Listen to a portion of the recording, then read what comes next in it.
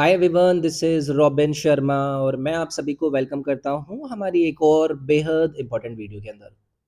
Session का title आपने देख लिया होगा और जो मंथली गवर्नमेंटल स्कीम्स यानी कि सरकारी योजनाओं या फिर पॉलिसी से संबंधित आपकी खबरें आती रहती है ना, तो उनको मैं मंथली वाइज कवर करूँगा ताकि आपको इस तरीके से अलग से जाकर कहीं पर ढूँढने ढाँढने की ज़रूरत ना पड़े। कोशिश मेरी ये होगी कि आपको मंथली वाइज कराऊँ। 10-12 सवालों का डिस्कशन होगा। सवालों के रूप में होगा और संबंधित उस सवाल की जानकारी भी मैं आपको देता चलूँगा।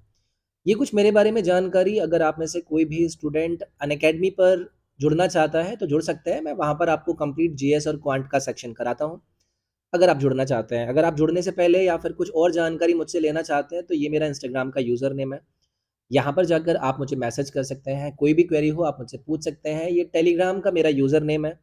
इस टेलीग्राम को ज़रूर ज्वाइन कर लीजिएगा। ये सारे के सारे लिंक मैंने इस वीडियो के डिस्क्रिप्शन में ऐड कराए हुए हैं, वहाँ से आप डायरेक्टली जा सकते हैं। तो चलिए फिर शुरू करते हैं। पहला सवाल आपके सामने है कि जनवरी 2023 में संस्कृति मंत्रालय द्वारा घोषित स्मारक मित्र योजना के तहत सरकार कितने स्मारकों को उनके रख-रखाव के लिए निजी क्षेत्र को सौंपेगी? निजी क्षेत्र का मतलब क्या है? आपके प्राइवेट सेक्टर को सौंपने की बात हो रही है और इस स्कीम का नाम क्या है आपका? मॉन्यूमेंट मित्र स्कीम। एसएससी का कोई भी पेपर हो, हर पेपर के अंदर आपने ऐसे सवालों को बनते हुए देखा होगा।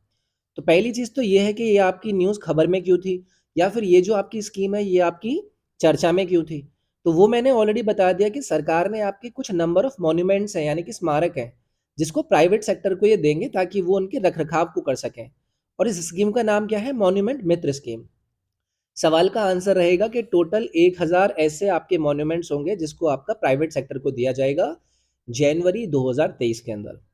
अब इसके बाद आपको ये पूछा जाएगा कि बताइए ये जो मिनिस्ट्री ऑफ टूरिज्म है, इस स्कीम को इन्होंने ट्रांसफ़र किया था। मैं यहाँ पर लिख देता हूँ, ये आपकी मिनिस्ट्री ऑफ टूरिज्म की मैं बात करता हूँ कि ये जो आपका पर्यटन मंत्रालय होता है, पहले ये इस आपकी स्कीम को देखता था।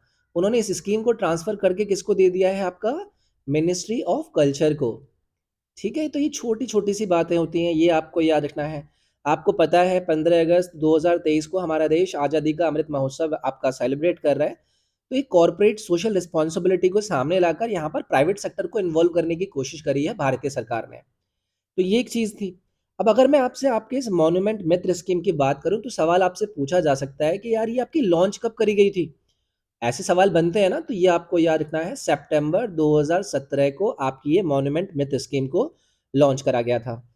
ये एक्चुअली में एक कलेक्टिव एफर्ट था। किस-किस का? आपके मिनिस्ट्री ऑफ टूरिज्म का, मिनिस्ट्री ऑफ कल्चर का एंड साथ में इसमें एएसआई भी इन्वॉल्व है। एएसआई क्या होता है आपका? आर्कियोलॉजिकल सर्वे ऑफ इंडिया, और उसमें फिर आपका स्टेट और आपका जो केंद्र है यानी कि सेंटर है, उसकी भी पार्टीज़ यानी कि वो भी आपकी इसके अंदर इन्वॉल्व नज़र आ रही थी। तो ये छोटी-सी बात आपको यहाँ पर याद रखनी थी। मॉन्यूमेंट मित्र स्कीम इसका नाम था। कुछ आपकी प्राइवेट सेक्टर्स को इसको हैंडओवर करा गया कि वो इसका आपका रख-रखाव करेंगे। कितने थे आपके ऐसे मॉन्यूमेंट्स? टोटल 1000 थे। आगे आइए। अगला सवाल आपसे पूछ रहे हैं कि अल्पसंख्यक मामलों के मंत्रालय ने पढ़ो प्रदेश योजना को बंद कर दिया। इसे किस बैंक के माध्यम से लागू किया जा रहा था? अब देखो, सवाल आपका और न्यूज़ आपकी चर्चा में थी, तो ministry of minority affairs affairs ने डिसकंटिन्यू कर दिया। कौन सी स्कीम को आपका डिसकंटिन्यू कर दिया? पढ़ो प्रदेश स्कीम।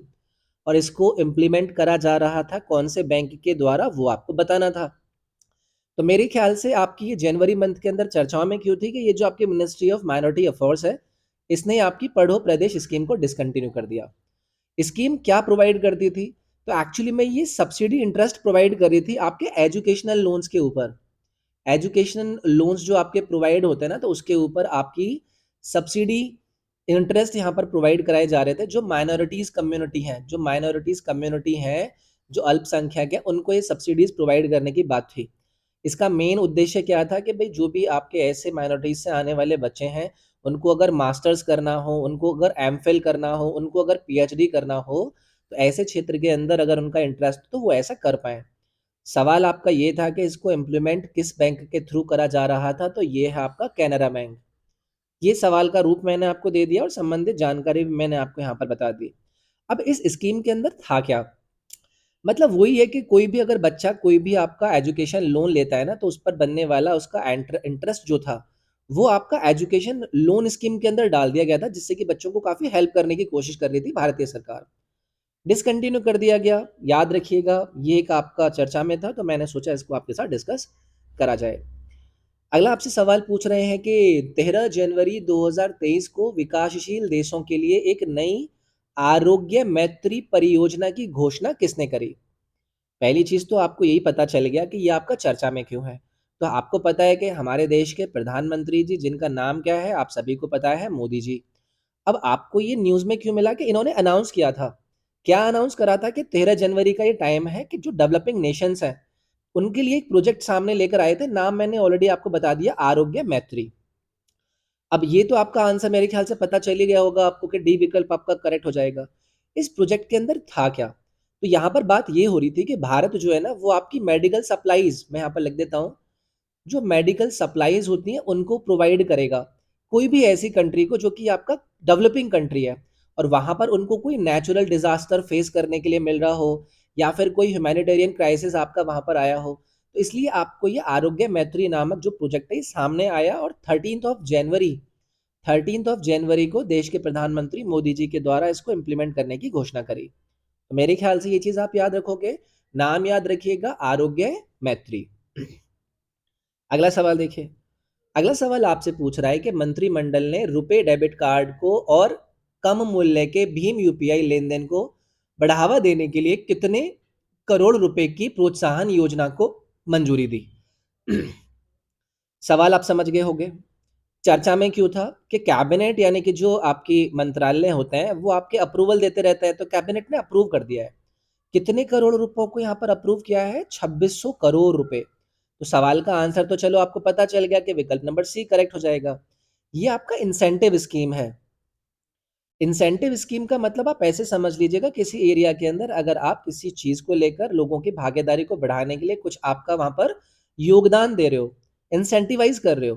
किसको लेकर इंसेंटिवाइज़ कर रहे हो? जो आपके रुपए रुपे डेबिट कार्ड होते हैं या फिर low value Bhim UPI transactions होती हैं, उनको इंक्रीज़ करने के लिए, उनको बढ़ावा देने के लिए अगर ऐसे अगर कोई इंसेंटिवाइज़ बजट को या फिर किसी वैल्यू को सामने अप्रूवल दिया जाए, तो वो आपके लिए सवाल हो जाता है इम्पोर्टेंट।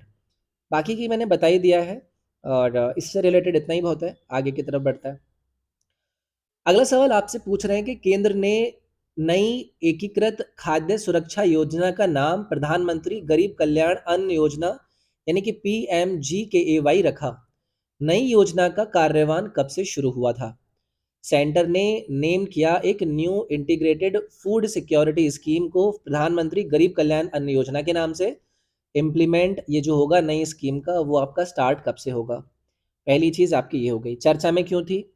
सेंटर ने नेम किया है जो इंटीग्रेटेड फूड सिक्योरिटी स्कीम थी, उस फूड सिक्योरिटी स्कीम को नाम क्या दिया गया? इसका नाम आपको याद रखना है। पहली चीज़ तो ये हो गई कि प्रधानमंत्री गरीब कल्याण अन्न योजना। तो एक्चुअली में इसका नेम सामने था, चर्चा में था। आपको ये पूछा गया है कि स्टार्ट आपसे कब से करी जाएगी या करी गई थी? विकल्प नंबर सी आपका करेक्ट होता है, यानी कि 1 जनवरी 2023। कैबिनेट ने अप्रूव किया था new integrated food security scheme को, जहाँ पर जो फूड ग्रेन्स होते हैं, ठीक है, उनको आपका प्रोवाइड कराया जाए। नाम मैंने ऑलरेडी बता दिया है, प्रधानमंत्री ग्राम गरीब कल्याण अन्न योजना। ये शॉर्ट फॉर्म को भी याद रखिएगा। इम्प्लीमेंटेशन की मैंने आपसे बात करी तो 1 जैन 2023 से इसकी इम्प्लीमेंटेशन पर इन्होंने जोर दिया है।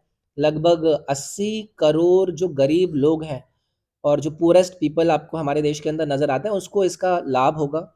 ये एक चीज़ आपको यहाँ पर याद रखनी है। आपसे पूछा जाएगा कि सरकार का टोटल कितना खर्चा आ रहा है, तो 2 लाख करोड़ रुपीज़ 2023 के अंदर इस आपकी योजना पर खर्च करा जाएगा। तो ये भी अच्छा सवाल था, याद रखिएगा, प्रधानमंत्री गरीब कल्याण अन्न योजना, फूड सिक्योरिटी स्कीम का नेम ये दिया गया था। अगला सवाल है, कितने करोड़ रुपए से अधिक की broadcasting infrastructure and network development योजना शुरू करी गई? योजना है, इंपॉर्टेंट आपके लिए हो गया। The broadcasting infrastructure and network development scheme worth आपको बतानी है कितनी होगी। सबसे पहली चीज़ आपको ये याद रखना है कि कितना है, तो ये आप याद रखिएगा, आपका 2,500 करोड़ रुपए की इसके टोटल वर्थ है।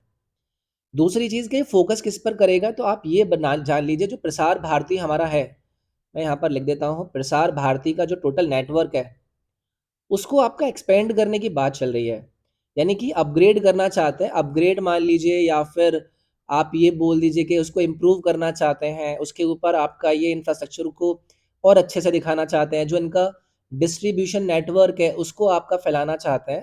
तो यहाँ पर आपको नजर आया आपकी बिंद स्कीम, तो कल को हो सकता है बिंद स्कीम का नाम देकर पूछ लिया जाएगा कि आपका किससे संबंधित है।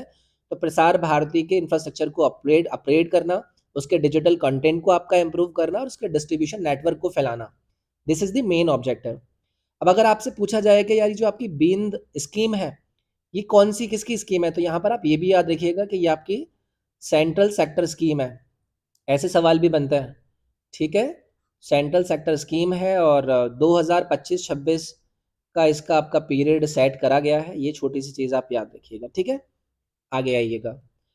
अगला सवाल आपसे पूछ रहे हैं कि केंद्र ने 1 जनवरी 2023 को एक नई एकीकृत खाद्य सुरक्षा योजना शुरू की।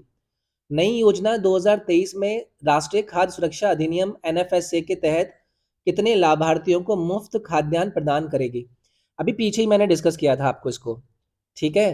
तो सेंटर ने रोल आउट किया था, इंटीग्रेटेड फूड सिक्योरिटी स्कीम था, 1 जन को 2023 में इन्होंने इसको आपका रोल आउट किया था।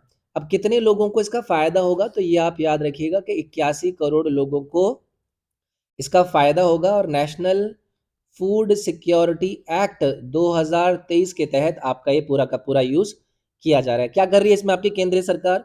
फ्री खाद्यान्न प्रोवाइड कर रही है, यानी कि फूड ग्रेन प्रोवाइड कर रही है उन सभी आपके लोगों को, उन सभी बेनिफिशरीज को, जिसमें कि आपका अंत्योदय अन्न योजना house hold and priority house hold person भी आ जाएंगे। तो ये आपको याद रखना था। अच्छा सवाल था। आगे की तरफ आइए। अगला सवाल आपसे पूछ रहे हैं कि गृह मंत्री ने सीमा बलों से वाइब्रेंट विलेज प्रोग्राम को मजबूत करने को कहा। वाइब्रेंट विलेज प्रोग्राम का उद्देश्य किस देश के साथ भारत की सीमा से सटे सीमावर्ती गांवों में बुनियादी ढांचे को बढ़ाना है। सवाल का आप आइडिया समझ गए होंगे। होम मिनिस्टर, गृह मंत्री ने बॉर्डर फोर्सेस से कहा कि भैया वाइब्रेंट विलेज प्रोग्राम, तो ये आपको पहले याद हो गया कि ये आपका एक प्रोग्राम में चर्चा में था। संबंधित जानकारी भी मैंने आपको बता दी। इन्होंने 2022-23 के बजट में अनाउंस किया था कि जो आपका सीमा वाले गांव होते हैं उन गांव के इंफ्रास्ट्रक्चर और उनका जो एक बेसिक इंफ्रास्ट्रक्चर होता है उसको इन्हेंस करना। इसमें किस देश के साथ ये इन्वॉल्वमेंट है, तो चाइना के साथ इन्होंने ये इन्वॉल्वमेंट रखा है। इसमें आपका हाउसिंग वाला पार्ट हो या फिर आपका टूरिज्म वाला पार्ट हो, ठीक है, ये आपका आएगा। या फिर मतलब टूरिज्म को प्रमोट करना हो, या फिर रोड इंफ्रास्ट्रक्चर हो, ठीक है, रोड इंफ्रास्ट्रक्चर को इम्प्रूव करना हो। तो जो बॉर्डर यू नो मतलब पार्ट होता है उसके अंदर इस चीज़ को आपका सामने लाने की कोशिश करी गई थी। तो ये एक छोटी सी बात आप यहाँ पर याद रखिएगा, ठीक है। अगला सवाल देखिए, और ये आज की क्लास का आखिरी मतलब सेकंड लास्ट सवाल है। निधि आपके निकट 2.0 एक शिकायत निवारण कार्यक्रम निम्नलिखित में से किस संगठन द्वारा इसको संचालित किया जाता है। पहली चीज तो नाम याद रखना है, निधि आपके निकट 2.0। ये चर्चा में क्यों था? तो देखो, जो भी कोई शिकायतें या फिर क्वेरीज होती हैं किसके लेकर, हायर प्रोविडेंट फंड को लेकर, हायर प्रोविडेंट फंड को लेकर। अब मतलब जो पेंशन्स होती हैं, मतलब हायर प्रोविडेंट फंड पेंशन्स होती हैं, वो आपकी बढ़ेंगी एक मास आउटरीच प्रोग्राम के तहत, जो कि आपका सरकार ईपीएफओ के थ्रू यहाँ पर इम्प्लीमेंट करने जा रहा है। इसीलिए आपकी चर्चा में था। मेरे ख्याल से आप इसका आंसर तो समझ ही गए होंगे, ईपीएफओ आपका यहाँ पर लिखा ही हुआ है। तो कौन इसको कंडक्ट करता है, क्लियर आपको हो गया होगा। निधि आपके निकट 2.0 इसका नाम है। एम्प्लॉयज़ प्रोविडेंट फंड ऑर्गेनाइजेशन यहाँ पर केटर करेगा जो सोशल सिक्योरिटीज़ नीड्स होती हैं, ठीक है, उनको। और बाकी का इतना ही बहुत है, और क्या ही जाने इसके बारे में, ठीक है। यह है आपका आज का अंतिम सवाल। सवाल आपसे कह रहा है कि REHAB परियोजना जो कभी कभी समाचारों में देखी जाती है निम्नलिखित में से किस मुद्दे से संबंधित है। नाम क्या है इसका, रेहाब या फिर REHAB प्रोजेक्ट। ये आपका न्यूज़ में हाल ही में देखा जाता रहता है। बताना है कि कौन से इश्यूज से आपका संबंधित है, चर्चा में क्यों था। तो देखो, एक चेयरमैन है, चेयरमैन का नाम क्या है, या फिर चेयरमैन किसके, chairman of Khadi and village, Khadi and village industries commission. तो ये जो चेयरमैन है इन्होंने डिस्ट्रीब्यूट किया live bee colonies, bee keeping equipments and 200 bee boxes किसको? जो ट्रेंड बेनिफिशियरीज होते हैं एट सूलिया आपके कर्नाटका के अंदर। तो चर्चा में आपका इसलिए लगा। अब अगर आपसे पूछा जाए कि रीहैब प्रोजेक्ट या फिर प्रोजेक्ट रीहैब किससे संबंधित है, तो यहाँ पर आपका आंसर आ जाएगा reducing human wild life conflicts, ताकि लोगों के साथ मिलकर काम करा जा सके। एक इनिशिएटिव है खादी एंड विलेज इंडस्ट्रीज, जिसको हम क्या कहते हैं? आपका खादी विलेज इंडस्ट्रीज कमीशन। ये इसके अंदर इस इनिशिएटिव पर काम कर रहा है और एक कॉस्ट इफेक्टिव वे है जहाँ पर लोगों का और वाइल्ड लाइफ का एक कन्फ्लिक्ट को आप कर्टेल कर सकें। 7 राज्यों का इसमें इन्वॉल्वमेंट है। 7 राज्य में इसमें आपका कौन-कौन सा है? कर्नाटका है, महाराष्ट्र है, वेस्ट बंगाल है, असम है, उड़ीसा है और 1-2 राज्य और थे। ठीक है? तो ये आपको चीज़ यहाँ पर याद रखनी थी।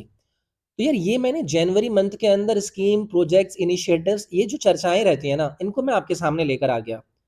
इसको आप ज़रूर कर लीजिएगा। टाइम इसमें देखो आपको इतना ज़्यादा लगेगा नहीं। अगर आप अपनी सुविधा को लेकर जल्दी करना चाहते हैं तो 1.5x स्पीड या फिर उससे ज़्यादा भी तेज़ करना चाहें तो वो करके देख सकते हैं। वीडियो पसंद आती है तो वीडियो को लाइक ज़रूर कीजिएगा। आपको ज़्यादा फ़र्क नहीं पड़ता है लाइक से, बट मुझे मोटिवेशन ज़रूर मिलती है। वीडियो को शेयर कर सकें ज़रूर कीजिएगा। सब्सक्राइब ज़रूर करिएगा चैनल को। ये घंटी होती है, घंटी बजा दोगे तो नोटिफ़िकेशन टक करके आपके पास पहुँच जाएँगे। तो मिलता हूँ मैं आपसे अपनी अगली क्लास के अंदर। इंस्टाग्राम और टेलीग्राम के लिंक वीडियो के डिस्क्रिप्शन में है, उनको आप ज़रूर ज्वाइन कीजिएगा। अगली क्लास में मिला जाएगा। अपना ख्याल रखिएगा। Thank you, take care, bye bye. Thank you.